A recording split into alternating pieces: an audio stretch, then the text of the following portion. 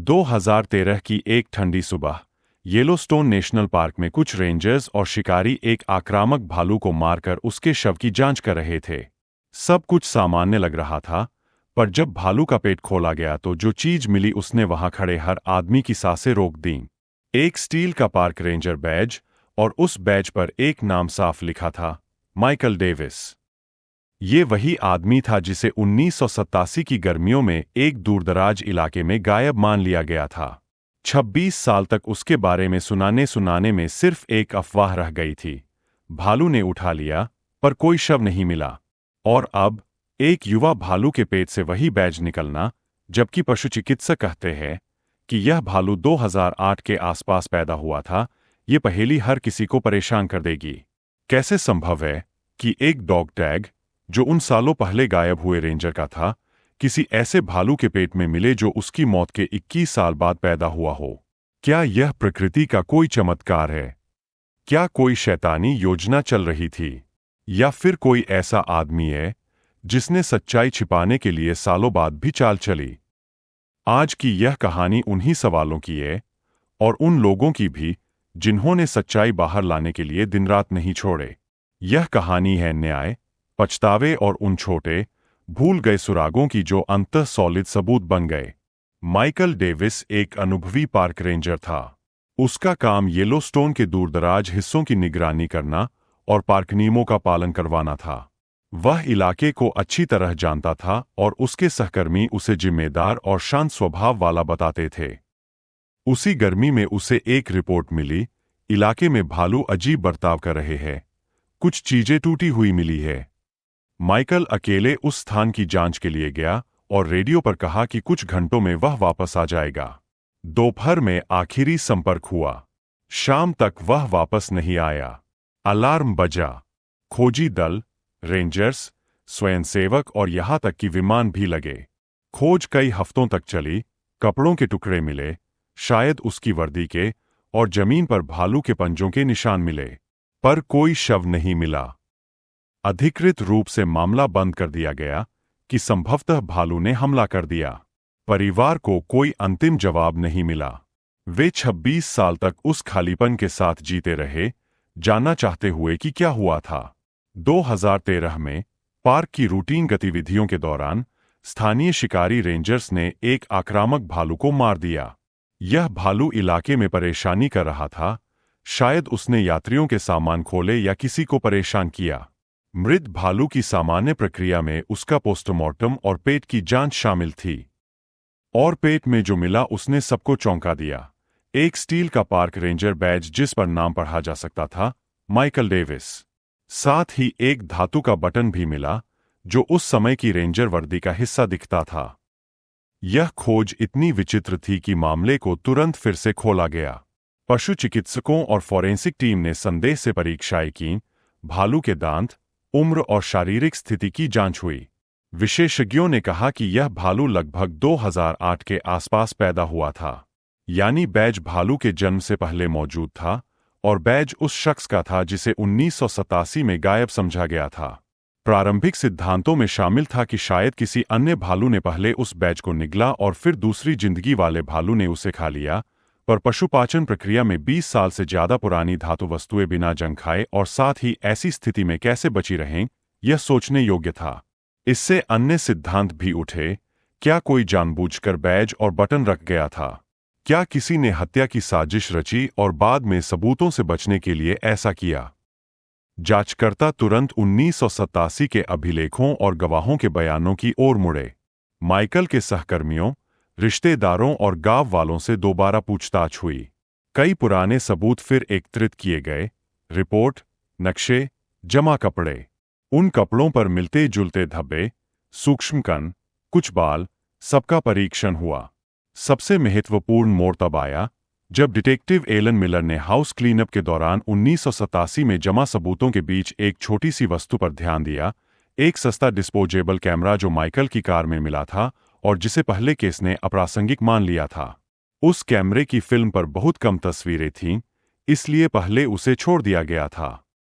Miller ने camera Quantico के एक लैब में भेज दिया और आज की डिजिटल बहाली तकनीक से फिल्म को रिकवर करने का अनुरोध किया। कुछ सप्ताह की प्रतीक्षा के बाद उन्हें एक ईमेल मिला। वैज्ञानिकों ने कुछ छवियां पुनः प्राप्त कर ली है और उनमें से आखिरी 3 फ्रेम्स निर्णायक निकले। पहली तस्वीरों में येलोस्टोन के सामान्य दृश्यों की झलक मिली, गीजर, बाइसन। पर अंतिम 3 तस्वीरें अलग थीं। एक में कचरे से भरा जंगल का हिस्सा और एक आंशिक आश्रय दिखा। दूसरी तस्वीर में एक बड़े जानवर का शव और पास कुछ लोग खड़े थे, पर उनकी पोशाक और मुद्रा से यह साफ था कि वे साधारण पर्यटक नहीं थे। वे शिकारियों की तरह दिख रहे थे। तीसरी तस्वीर सबसे महत्वपूर्ण और सबसे धुंधली थी। उसमें एक इंसान का चेहरा था, गुस्से और क्रोध से भरा, जो सीधे कैमरे की ओर देख रहा था। तस्वीर को कई पुराने रेंजर्स, खेल रक्षक और स्थानीय लोगों को दिखाया गया। कई दिनों के बाद एक सेवानिवृत्त रेंजर ने नाम सुझाया, साइलस ब्लैकवुड। वह उस इलाके का विवादित व्यक्ति था, कई बार गैरकानूनी शिकार और जाल लगाने के आरोपों में घिर चुका था और रेंजर्स के साथ उसकी अक्सर झड़पें रही थीं। रिकॉर्ड में उसके खिलाफ कई शिकायतें मिलीं और 2 शिकायतें माइकल ने खुद लिखी थीं, जिनमें उसने ब्लैकवुड द्वारा अवैध फंदे बिछाने का जिक्र किया था। जांच ने ब्लैकवुड को कई वर्षों बाद ढूंढ निकाला। वह मोंटाना के पहाड़ों में एक अकेले केबिन में रह रहा था। वह अब बूढ़ा था, पर उसकी आंखों में वही तीव्रता थी जो तस्वीर में दिखाई गई थी। डिटेक्टिव मिलर और उनकी टीम ने उस तक पहुंचना और उससे पूछताछ करना चुना। शुरू में ब्लैकवुड हिचकिचाया, पर फिर उसने एक ठंडी, सीधी आवाज में सब कुछ बताया, जैसे अब वह बोझ से मुक्त होना चाहता हो। उसकी कहानी में कहा गया, वह और उसके 2 साथी उसी साल पार्क में अवैध शिकार कर रहे थे। उन्हें लगा कि कोई बड़ा शिकार मिल गया है और वे उस मांस को काट रहे थे। तभी माइकल डेविस वहां पहुंच गया। वह कैमरा लेकर कुछ तस्वीरें लेना शुरू कर देता है। शिकारियों ने उसे ही पकड़ लिया। ब्लैकवुड के शब्दों में एक दबे हुए गुस्से और भीषण भय की झलक थी। उन्होंने बताया कि डेविस ने रेडियो पर मदद मांगनी चाहिए, पर लड़ाई भड़क गई। उनके एक साथी ने डेविस पर झट से हमला कर दिया। झटके में ब्लैकवुड ने उस कर्टन लॉग से जोड़ा और डेविस के सिर पर मार दी। वार घातक था। वे डर में थे। अब वे केवल अपराधी नहीं बल्कि संरक्षित जीवन का खतरा समझने लगे। उन्होंने त्वरित निर्णय लिया, पहचान मिटानी होगी। उन्होंने डेविस की घड़ी और पर्स ले लिया, डॉग टैग और बटन निकाले और एक टिन तंबाकू के डिब्बे में रख दिए। शव को एक दूरस्थ खाई में फेंक दिया और वहां पर जानवरों और प्रकृति के हवाले कर दिया, सोचते हुए कि कोई उसे कभी नहीं पाएगा। वे अलग अलग हो गए और सदा के लिए जीवन से भाग निकले। पर ब्लैकवुड ने कहा कि अपराध का बोझ उसके साथ रहा। उसके दोस्त नशे में मर गए, पर वह बचा रहा और डरता रहा कि किसी दिन वह पकड़ा जाएगा। कुछ साल पहले उसे ऐसा शक हुआ कि वे उसे ट्रैक कर रहे हैं और वह सोचने लगा कि यदि वह मरा तो जो डिब्बा मिलेगा वह सब सच बताएगा। वह टिन से उन आइटमों को हटाने चाहता था, पर सीधे फेंकना ठीक नहीं लगा।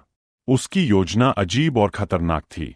वह येलोस्टोन गया, एक अकेले युवा भालू को मार दिया, उसके पेट में वही डॉग टैग और बटन डाल दिए और उम्मीद की कि यदि भालू कभी मारा गया तो यह सब कुछ और उलझा देगा। ब्लैकवुड की बातों के बाद जांचकर्ताओं ने उस खाई की सटीक पहचान की जिसे उसने बताया था। टीम ने वहां से खुदाई शुरू की। यह मुश्किल कार्य था। भारी ढलान, घने पत्ते और मिट्टी की मोटी परत ने काम कठिन कर दिया। पर दूसरी दिन वहां से जूता निकला, वही पुराना रेंजर वाला चमड़ा जूता, और आसपास हड्डियां दिखाई दीं।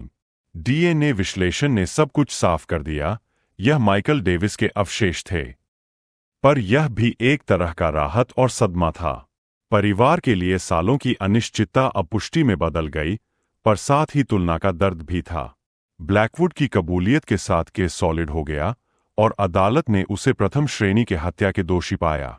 उम्र कैद के साथ संभवतः पैरोल नहीं मिली। वह कुछ वर्षों बाद कारावास में दिल का दौरा आने से मर गया, पर उसकी कबूलियत ने परिजनों और जांचकर्ताओं को वह जवाब दे दिया जिसकी वे 26 साल से तलाश कर रहे थे। इस पूरे मामले की जटिलता केवल घटनाओं की पंक्ति नहीं थी। यह इंसानी भावनाओं, भय और निर्णयों का जाल था। ब्लैकवुड और उसके साथियों ने एक पल के पन में निर्णय लिया और वही निर्णय सालों की अनिश्चितता बन गया। बाद की चालों ने और जटिलता बढ़ाई, अवशेषों को छुपाना, पहचान मिटाना और प्राकृतिक कारण वाला एक आवरण तैयार करना। इसी बीच आधुनिक फोरेंसिक विज्ञान और किसी एक पुराने जासूस की जिज्ञासा ने मिलकर सत्य को बाहर निकाला। एक छोटी भूल, एक डिस्पोजेबल कैमरा, ने पूरे केस का नक्शा बदल दिया।